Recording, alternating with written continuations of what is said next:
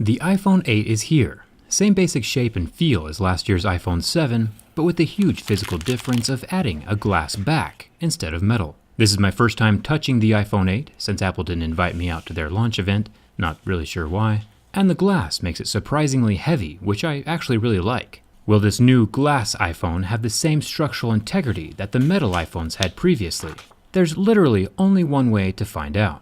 Let's get started.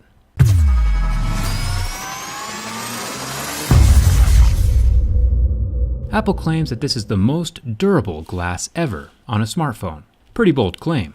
I've tested over 75 different phones now, and I think we should start with the scratch test first. I have a set of Mohs hardness picks that differentiate between different minerals. Plastic screen phones would scratch at a level 3, glass is usually around a 5 or a 6 on Mohs scale, and real sapphire scratches at a level 8 or 9.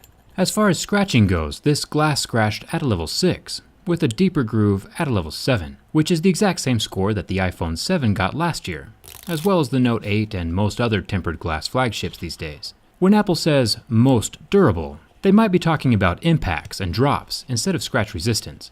Let me know in the comments if you think I should drop test a couple of these phones. Even though the screen is impervious to my razor blade, coins, and keys, I would still recommend a screen protector. Plenty of other dust, minerals, and pocket sand are harder than a level 6, and can cause micro abrasions. Speaking of sapphire, Apple does claim to use some sapphire on their phones, namely the camera lenses, so we'll have to put that to the test. Again, the home button is not affected by my razor blade, so it won't get damaged or scratched up while sliding around in your pocket or purse, and that's good for durability. Up at the top of the phone, we have the 7-megapixel front-facing camera tucked under that same slab of front glass, so it is protected against major scratches and damage as well. With previous versions of the iPhone, Apple used a flimsy metal screen to cover the earpiece, which sometimes could jostle and fall out. But nowadays they use a more permanent, solid metal screen which will not fall out or dislodge. Bonus points for that one. The gold glass iPhone 8 has a solid slab covering the entire rear surface of the phone. Still undamaged by my razor blade, it's also good to see the Apple logo and the iPhone text are layered under the glass and not exposed on the surface. This means they won't rub or wear away with use or time. It's pretty cool how the dual-tone LED flash blends so perfectly with the pink and gold color of this phone. Protected under the glass surface, things are still looking sleek and aesthetic. One cool thing is that right next to the camera lens there's a little microphone hole that has a metal grill in it. Apple's attention to small detail and aesthetics is amazing. Most phones just leave it as a hole with no protection. And now for the camera lens. Apple claims that this is made from sapphire. Sapphire is a super premium and expensive and durable material that resists scratching until level 8 or 9 on Mohs scale.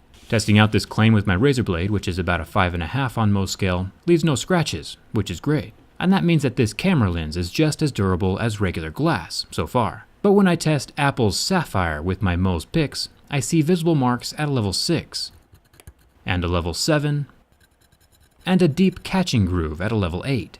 It looks like Apple's still using their own proprietary blend of sapphire. I delved pretty deep into this subject during a previous video, and it is indeed aluminum oxide, which is the ingredients of sapphire, but my Mohs picks and an electron microscope indicate that it is a lower grade material than the actual pure sapphire that's used in Tissot's premium high-end watches or the full sapphire display on the HTC Ultra Sapphire Edition, both of which didn't scratch until level 8.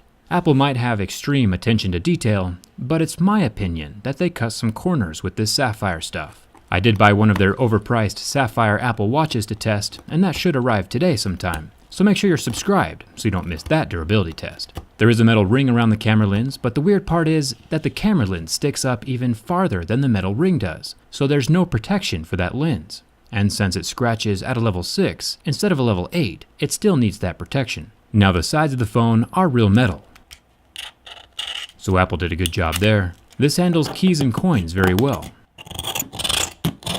but my razor blade manages to remove some color, exposing that silver 7000 series aluminum underneath. So it's probably best to not keep your razor and phone in the same pocket. The SIM card tray and power buttons are both metal, along with the buttonless and portless top of the phone. The volume buttons and mute switch are also metal, bonus points for that. I'm still definitely a huge fan of that mute switch, by the way. I wish more Android phones had that feature. The singular proprietary lightning port is at the bottom of the phone, still metal down here as well, and still no headphone jack. But Apple has been kind enough to include a dongle in the box if you don't happen to have one of your own.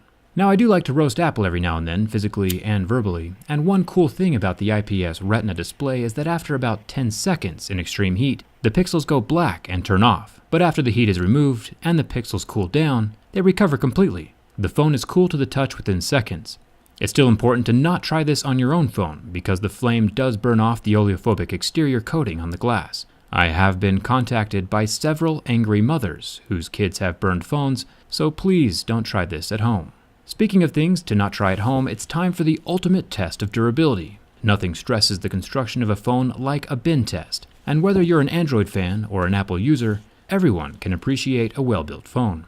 And this is indeed a well-built phone. There is zero flex to this device. If you remember on my iPhone 7 bin test last year, the waterproofing adhesive was ruined by the bend, but this has since been corrected with the iPhone 8. I'm very impressed.